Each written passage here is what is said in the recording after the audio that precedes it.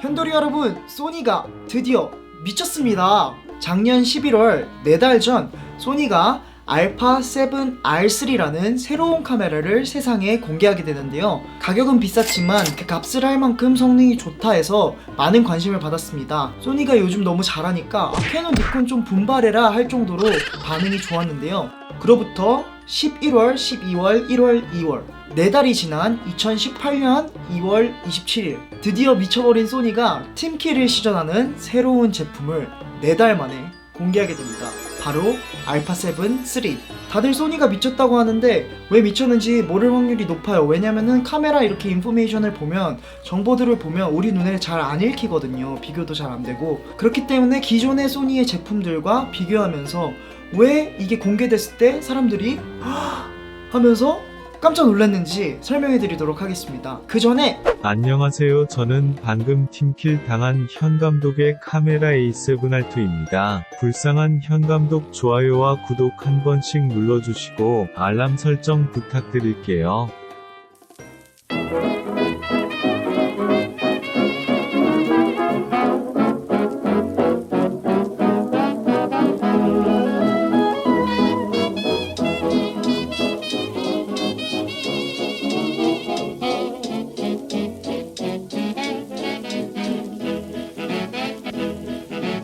제가 오늘 비교할 제품은 소니의 알파 6500, A7R2, A7R3, 그리고 알파 9 이렇게랑 이제 새로 나온 알파 7 III랑 한번 비교해 보도록 하겠습니다. 카메라 시장에 큰 폭풍을 가져오게 될 알파 7 III. 소니의 마케팅 부서가 어떤 기능들을 중점적으로 홍보를 하고 있는지 그 기준들을 가지고 한번 기존에 있는 제품들과 비교해보는 시간을 갖도록 할 텐데요. 제가 제작한 표를 기준으로 한번 봐볼게요.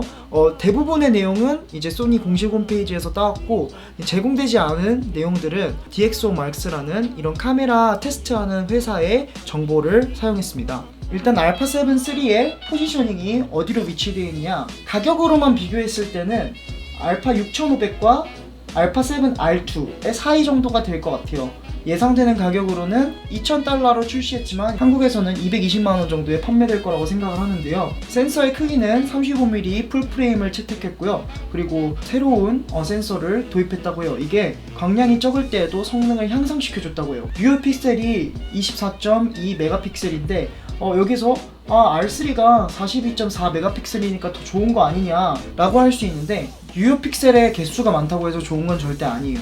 이거는 조금 더 깊게 설명해야 돼서 오늘 다룰 수 있을 것 같진 않은데, 예를 들어서 같은 크기의 정사각형에 한 개는 4등분이 돼 있고 한 개는 2등분이 돼 있다고 쳐봐요. 2등분이 돼 있는 픽셀이 한 픽셀당 받아들일 수 있는 빛의 양이 더 많겠죠?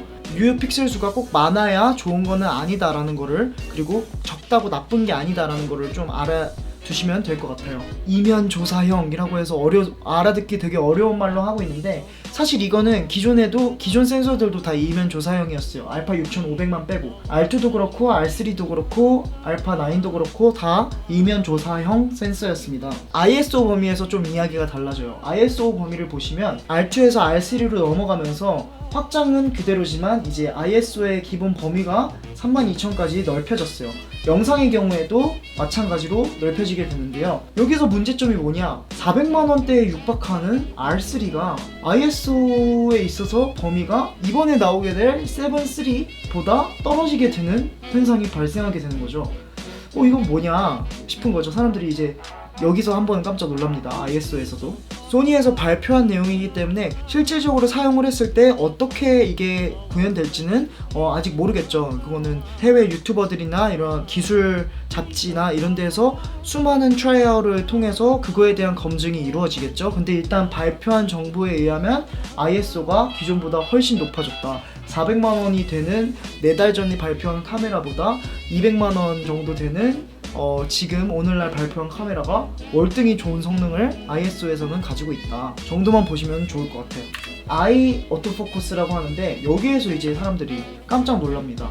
왜냐면 이번에 출시될 7 III가 알파 9에서 가지고 있는 오토포커스, 아이 오토포커스 기능을 탑재하게 돼요. R3는 민망해지는 거예요. R3는 없거든요. 그게 R2랑 R3의 경우에는 오토포커스 포인트가 399포인트인데 4달 뒤에 나온 카메라가 693포인트의 오토포커스 포인트를 가지게 돼요. 화면 영역에 93%의 오토포커스 포인트들이 생기게 됩니다. 그리고 동영상 레코딩 때 지원을 안 하던 눈을 따라 포커스를 맞추는 그 기술력이 R2, R3에도 없었는데 갑자기 7-3에 딱 도입이 되게 되는 거죠. 피사체에 눈이 가려진 상황, 피사체가 고개를 숙인 상황, 혹은 웃어서 눈이 찡그러진 상황, 모든 상황에 포커스 포인트를 맞출 수 있는 기술을 도입합니다. 다이나믹 레인지는 알파 9의 약 13.3스톱을 보완하면서 15스탑으로 내놓습니다. 이거는 R3에 있는 장점 중 하나예요.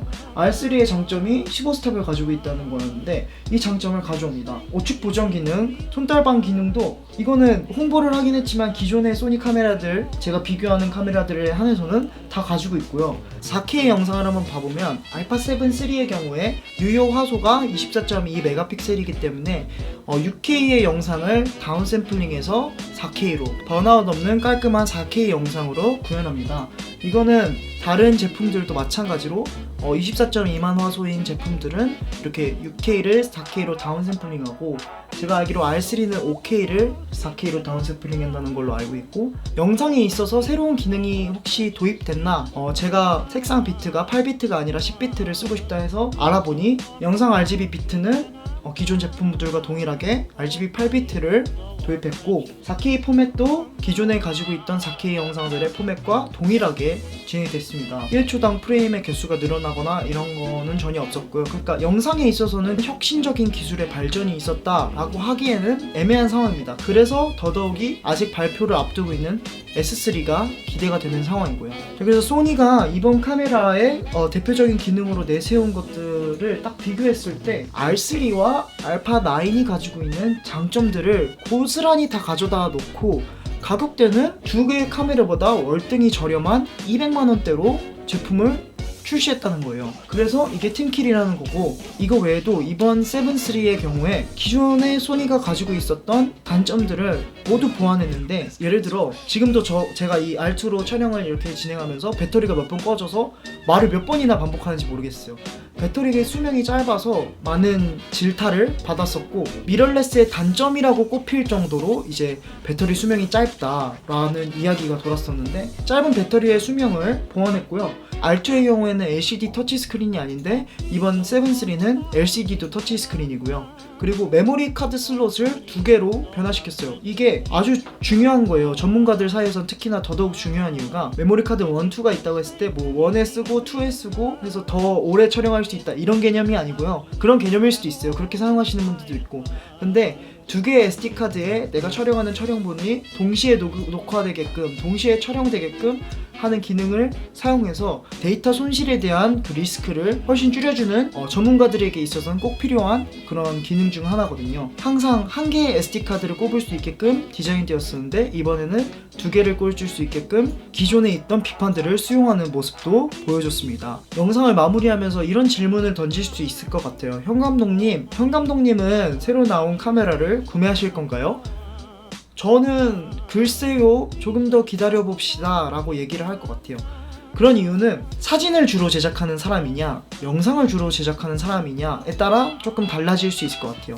이전에 R2와 S2가 나왔을 때 뭐 사진이 메인이면 R2를 가라, 영상이 메인이면 S2를 가라, 뭐 이런 식으로 얘기가 흘렀던 걸로 기억하는데, 마찬가지로 7-3가 나왔는데 사진에 있어서의 기능이 정말 보완이 되면서 기다리던 R2 유저들이 드디어 넘어갈 시기가 된 것 같습니다. 근데 영상에 있어서 획기적인 새로운 기술이 도입되진 않았거든요. 영상을 주로 제작하는 사람들에게 추천했던 S2의 후속작인 S3가 남아있습니다. 7-3가 이 정도 성능에 이 정도 가격대에 출시됐다면 S3 기대해볼 만하다고 저는 생각해요.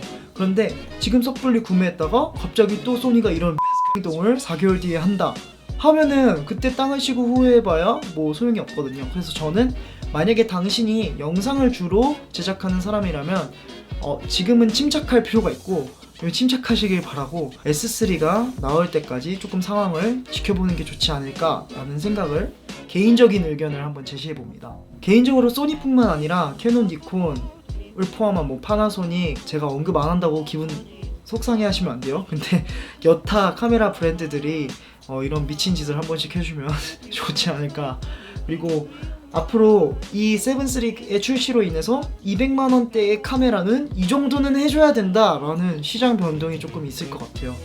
그 변동에 의해서 다른 카메라 브랜드들은 어떤 식으로 이야기를 펼쳐 나갈지 그것도 궁금한 것 같아요. 그 이야기가 궁금하시다면 현감독 구독해주세요. 좋아요 눌러주시고 주변 영상 제작자들에게 현감독 추천하는 거 잊지 마시고 저는 다음 영상으로 찾아뵙도록 하겠습니다. 안녕.